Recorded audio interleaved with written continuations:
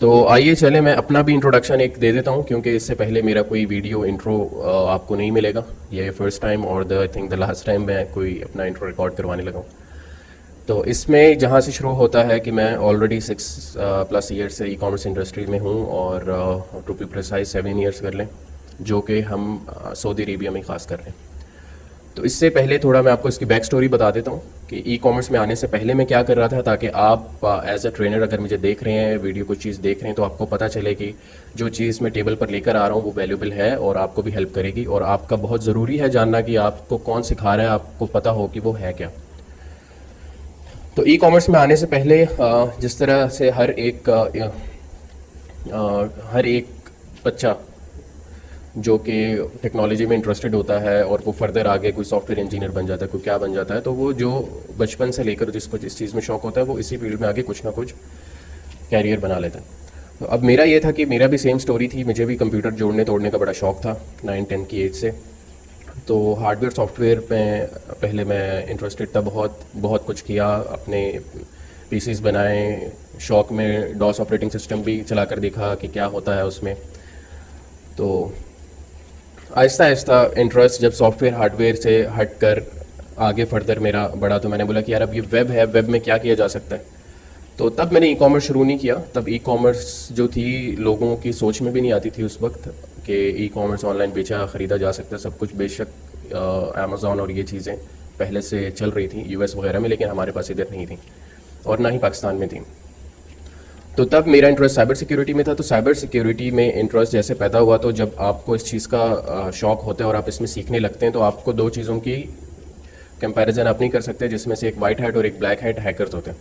तो मेरा इंटरेस्ट उस वक्त हैकिंग की तरफ गया और मैं one of the top hackers था पाकिस्तान में, क्योंकि हम लोग बेशक जहाँ भी रहते हैं सर पाकिस्तान को ही करते हैं। तो उसमें ऐसा होता था कि हम लोग साइबर वॉर्स करते थे, जिसमें जिस तरीके से एग्जांपल दूं तो 14 अगस्त को इंडियन हैकर्स पाकिस्तान के वेबसाइट्स पर अटैक करते थे, हम लोग उनकी करते थे, जो कि मैं समझता हूँ कि बिल्कुल यूज़फुल नहीं है इस चीज़ का जो आपको आती है। इससे अच्छा आप लोगों की इसमें हेल्प करें।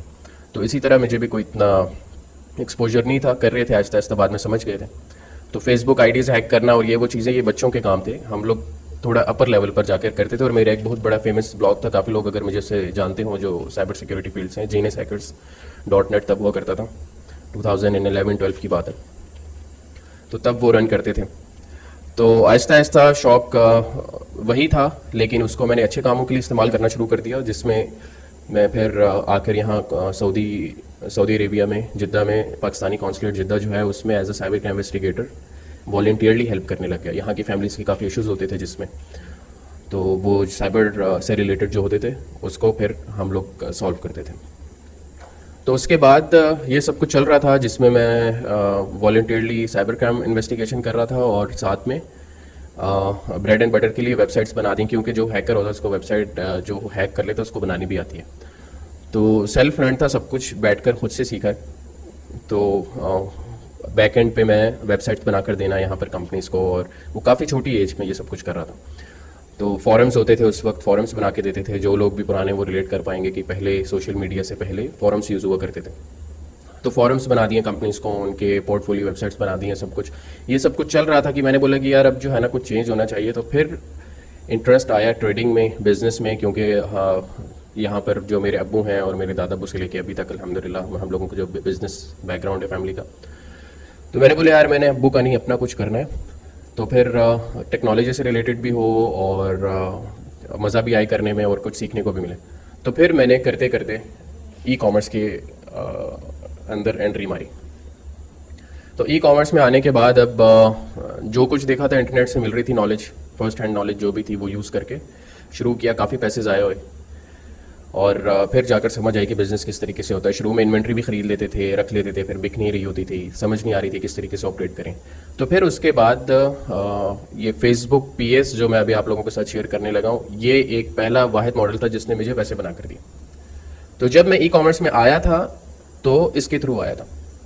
काफ़ी लोग नहीं बताते मैंने क्या किया था शुरू में, लेकिन ये एक लर्निंग होती है जो मैं आप लोगों के साथ शेयर कर रहा हूँ। तो अगर मैं इस कोर्स से पैसे बनाकर फर्दर आगे सीखता गया और आता गया, तो फिर आप लोग भी कर सकते हैं। तो जब मैं ये कर रहा था फेसबुक पीएस, तो ये मैंने 2-3 साल तकरीबन 2 साल चलाया और फिर बोर हो गया कि यार इसमें पैसे तो बन रहे लेकिन कुछ सीखने को नहीं मिल रहा, क्योंकि जाहिर है इसमें आप जितना ये इजी और नॉन टेक्निकल कोर्स है मेरे लिए तो ये बहुत ही बच्चों वाला था। बेशक क्रैक कर लिया था कोड और चला रहे थे बिजनेस, पैसे बन रहे थे। तो फिर उसके बाद मैं फर्दर अपने आप को अपग्रेड करता गया, वेबसाइट्स पे गया, मार्केट प्लेसेस पे गया और अल्हम्दुलिल्लाह आज आप लोगों को बताने लायक हो गया। तो उसके साथ साथ जब आप कर रहे होते, अपने स्टोर चला रहे होते हैं, मार्केटिंग कर रहे होते हैं, जिसको ई कॉमर्स मार्केटिंग कहता हूँ मैं, डिजिटल मार्केटिंग आती है। डिजिटल मार्केटिंग में स्पेसिफिकली अगर आपने सीखना है कि आपने किस तरीके से सेल्स जनरेट करनी है, उसको ई कॉमर्स मार्केटिंग कहते हैं। तो फिर उसके बाद ई कॉमर्स मार्केटिंग में जब अपने ऑर्डर्स इतने जनरेट कर रहे हैं तो फिर दूसरों की भी करके दे सकते हैं। फिर डिजिटल सर्विसेज भी देना शुरू कर दी, जिसमें से लास्ट एक हमारी अच्छी खासी एजेंसी जिसमें हम सिर्फ सऊदीज़ को सर्व करते हैं और उसी का तकरीबन इन सेल्स जो जनरेट किए $500,000 हम लोगों ने सेल्स जनरेट किए हैं पिछले 2 सालों में। तो वो आप लोगों के सामने तो लिखा भी हुआ रहा होगा। तो ये सब कुछ होने के बाद हम लोगों ने अभी रिसेंटली ई कॉमर्स नोमैड्स बनाई यहाँ पर। ये सब मसले मसाइल देखने के बाद कि लोगों के साथ क्या हो रहा है यहाँ पर और इतनी नॉलेज हमारे पास है तो हम लोग ही क्यों ना मिडिल ईस्ट के लोगों को बताएं कि यार किस तरीके से यहाँ बिजनेस किया जाता है विदाउट वेस्टिंग देयर मनी। तो फिर हम लोगों ने जब ई कॉमर्स नोमैड की बेस रखी तो हम लोगों ने उसके साथ अपना विजन अटैच किया, जिसका जो है कि हम लोगों ने पाकिस्तान की ICT एक्सपोर्ट्स, पाकिस्तान की इकोनॉमी में अपना भी हिस्सा डालना है थ्रू मिडिल ईस्ट, क्योंकि यहाँ के लोगों की काफ़ी जो रेमिटेंसेस जाती हैं पाकिस्तान को वो हेल्प करती हैं ऑफ कोर्स, लेकिन यहाँ से लोग बिजनेस करके नहीं भेज सकते क्योंकि बहुत कम परसेंटेज है यहाँ पाकिस्तानीज़ की जो बिजनेस करके अपने पैसे पाकिस्तान भेजते हैं। तो हम लोगों का अब इसमें जो मेन विजन है वो पाकिस्तान की ICT एक्सपोर्ट्स बढ़ाना है और पाकिस्तान के लोगों को ये चीज़ पहली बार आप सुन रहे होंगे, क्योंकि पाकिस्तान के लोग क्या यहाँ पर जो पाकिस्तानी रहते हैं, जो एक्सपेक्ट्स रहते हैं, वो खुद यहाँ पर बिजनेस नहीं कर सकते, इतना एक्सपेंसिव है। तो इस कोड को भी हम लोगों ने आपके लिए क्रैक किया और आप पाकिस्तान से बैठकर सऊदीया में बिजनेस कर सकते हैं। यहाँ पर जो है वो तो कर ही लेंगे ना, जो हम लोगों ने सॉल्यूशन दे दिया लोगों को, अब उसके थ्रू तो वो कर ही लेंगे, लेकिन जो पाकिस्तान में बैठे हुए हैं लोग उनको हम लोग यहाँ पर इनेबल करेंगे अब कि वो भी यहाँ पर बिजनेस करें और तभी हम लोगों का ये विजन जाकर अचीव होगा। तो ये एक मेरा रफ और ब्रीफ इंट्रोडक्शन था।